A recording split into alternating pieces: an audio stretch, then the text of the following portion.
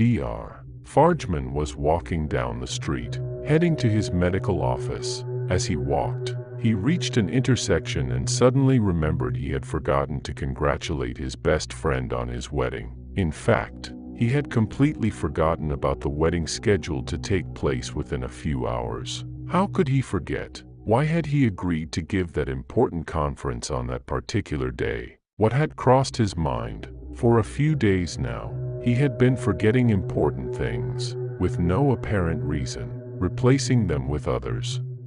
Once, he had forgotten to fill out an essential form for a seaside stroll. Another time, he had almost forgotten his own birthday to study a few extra hours. Now, at the crossroads, he had to decide. Strength. Head straight to the office within 15 minutes and 46 seconds. You must be there. You have to give that conference. It's crucial for how it will impact scientific research in the coming years. One part of his consciousness told him.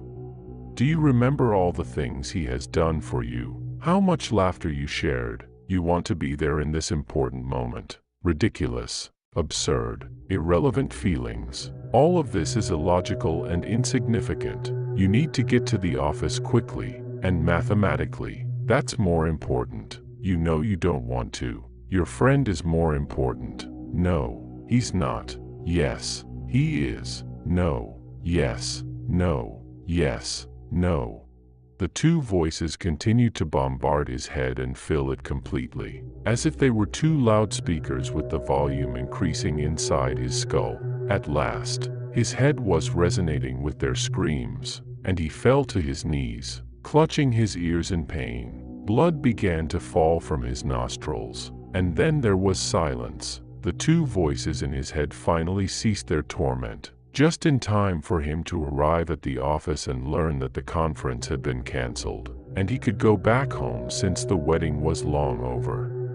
While in the office and writing, his left hand was immersed in filling out various forms, transcribing information correctly and neatly, but he noticed that his right hand, with which he desperately tried to take other forms to fill out, seemed unresponsive. It was as if it were asleep. Once awakened, it trembled, did not move its fingers, occasionally twitching without his command. He began to seriously worry, but perhaps stress was playing tricks on him.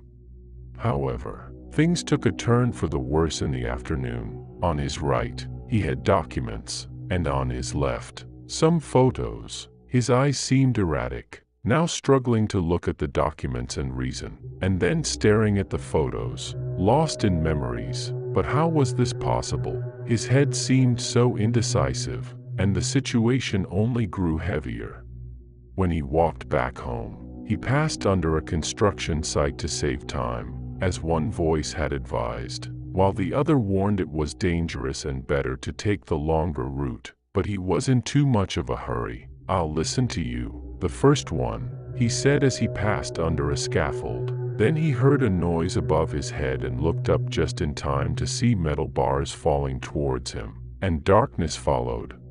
When he awoke, he was in the hospital. His body was half bandaged, and the doctors told him that the right half of his body was covered in wounds, the right side, and it had been literally cut in two, by pure chance, though. The vital organs had not been injured. One lung on the right, one on the left, one kidney on the right, one on the left. The intestines had been split and stitched back together. Fortunately, the aorta and trachea were not severed.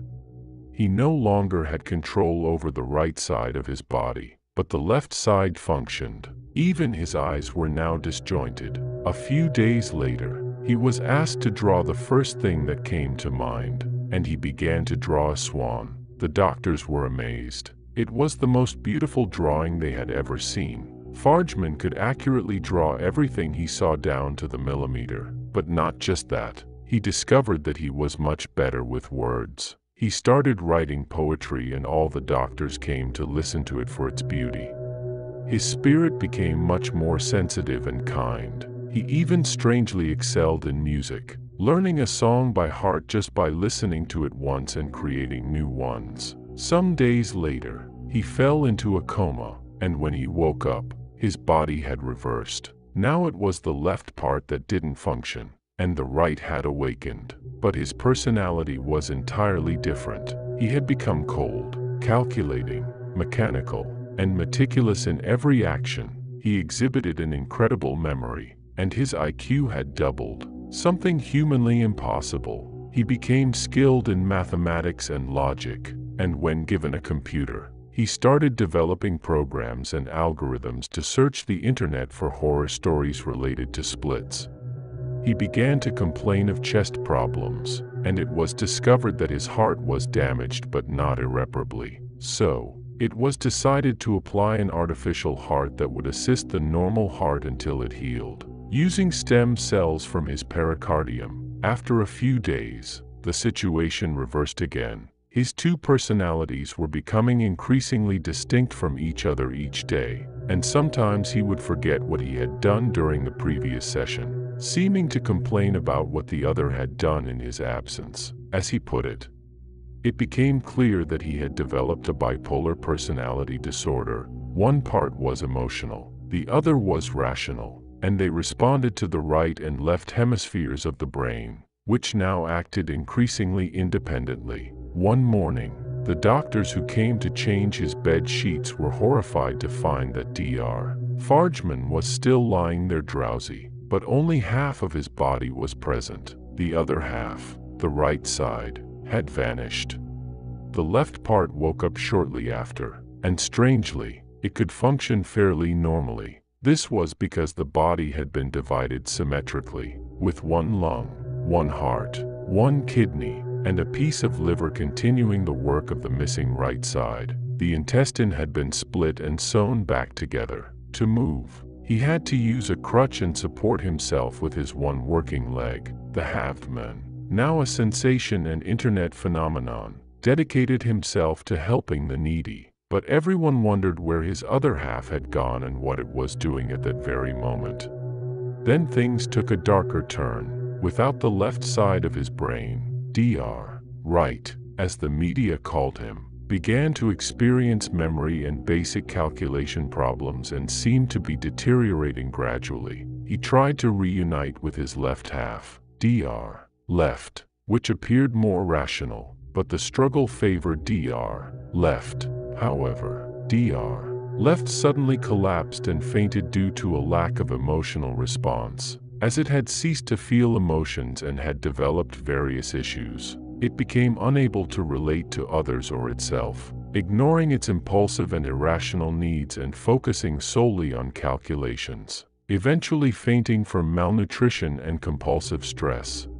Before fainting, Dr. Left attempted to bind Dr. Right with a single hand, shouting, "I am a different person. You'll never have my body." But Dr. Right paid no attention, dismissing it as another of its delusions. To everyone's relief, they were eventually returned to the hospital, and the operation was completed, rejoining each part to its twin. Dr. Fargman woke up a few days later, free from the duality of his personality thanks to medication, and his two body halves worked together seamlessly once more, thanks to extensive physiotherapy.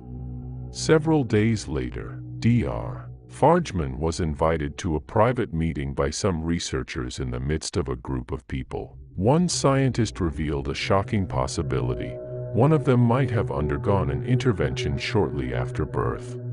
There is a possibility that one of you, as a child, underwent an intervention shortly after being born, the scientist said to the 16 young individuals in front of him. One of you, many years ago, was born with a body literally split in two, one half with one lung, the other with the other lung, one half with the right hemisphere, the other with the left hemisphere. All the paired organs were divided symmetrically, except for the odd ones like the liver, intestines, or heart, in which case they were divided geometrically. One half had the heart, the other had the liver, and the intestines were in between, connecting the two bodies. For a long time, we thought that the embryo was simply born divided in two, for no particular reason, perhaps due to a congenital malformation. At birth, however, there was a risk that the embryo would perish, and so we had to sew the two halves together, uniting them into a single body. The surgery lasted, I'm told, several hours, but ultimately brought the two halves of the child together into one body. The young individual stared incredulously at the doctor speaking, and Dr. Fargman nearly had a heart attack. Recently, however, we have discovered that we may have been wrong. The embryo was not born divided in two, but rather, these are two distinct bodies, two identical twins who, due to an erroneous division, developed only half each, while the other half developed in the twin. In other words, they were two identical brothers who were born so close to each other that they grew up as two halves of one body, but so far apart that they were distinct and separate. We have called you here to tell you that one of you is that child. Within you would be two bodies and two brains. Yours is that of the twin. Due to the intervention, the two bodies grew attached as if they were one, and even the two brains, the right hemisphere and the left hemisphere, grew together as if they were one brain. But later on, differences began to manifest. The two units of the brain began to pulse. I am a different person. You'll never have my body, cried the left personality. Impossible. I am the normal one. You are just a projection of my mind. Be quiet, responded the right personality. It's likely that his personality is not actually just one. It's two personalities that alternate and battle like two sides of the same coin, without him even realizing it. Now, he believes he has a demon inside him, and that he is the normal one. Now, he is the one imprisoned in his own brain, and the demon has taken possession of his body, living an endless nightmare in the labyrinth of mirrors that is the human mind. Fargman could now feel his heart racing wildly as the voices in his head grew louder. At one point, though, he heard a third voice, "Silence, or I swear I'll give you a heart attack." If this were true, each of them would have contributed to creating something within the body, living together symbiotically. Maybe one took care of the cardiovascular system, another of the bone marrow and thus the stem cells, another of the digestive system. Since all the twins had developed independently, each of them had their brain, and all the brains had merged into the unique mind of the embryo. So there could be many twins, each controlling a different part of the body from a different point in the brain.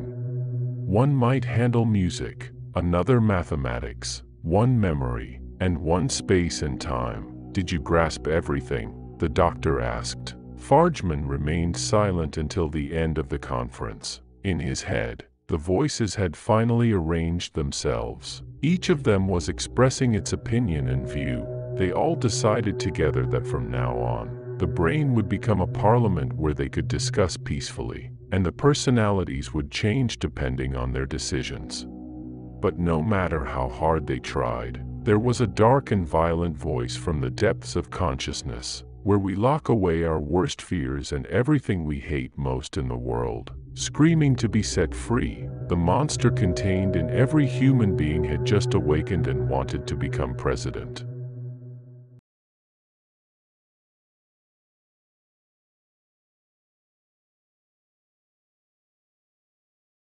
Thank you for listening to this story. If you enjoyed it, please like and subscribe to the channel for more creepypastas. Until the next one.